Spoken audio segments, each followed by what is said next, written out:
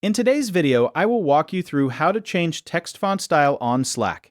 In this tutorial, you will learn how to access your preferences and switch the font style inside Slack using either the app or browser version. Once you are inside Slack, look at the lower left corner and click your profile icon. From the menu that appears, select Preferences. This will open your main settings window where you can adjust different display options. On the left side panel, locate and click Appearance. This section contains all visual customization options for Slack. Once you are in the Appearance settings, scroll until you find the Font section. Under Font, you will see the available text style options.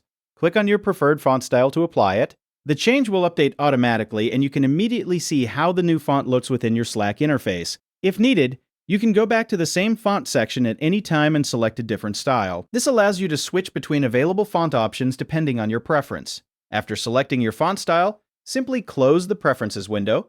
Your updated font settings will remain applied as you continue using Slack. That is how you change the text font style on Slack.